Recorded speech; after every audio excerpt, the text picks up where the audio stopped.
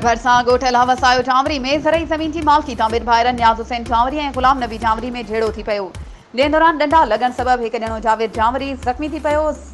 ज़ख़्मी नौजवान खे तालके अस्पताल में हणांदो वियो, जिते ज़ख़्मी नौजवान जावेद जामरी ऐं संदसि वालिद नियाज़ हुसैन जामरी नाहींदे चयो त जवाबदार ग़ुलाम नबी ऐं हुन जा पुट अब्दुल नबी ऐं ॿियनि असांजी ज़रई ज़मीन ते ज़बरदस्ती कब्ज़ो करे रहिया आहिनि ऐं हू असांखे ज़मीन ते अचण बि नथा ॾियनि, असांजे ॿारनि सां बि विढ़ी रहिया आहिनि।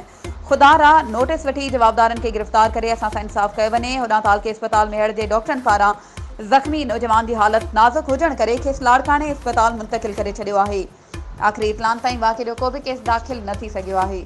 वधीक ख़बरुनि ऐं अपडेट्स जे लाइ असांजे चैनल खे सब्सक्राइब कयो ऐं हा, बेल आइकन खे प्रेस करणु न विसारिजो त जीअं असांजी हर नई अचण वारी वीडियो तव्हां ताईं पहुची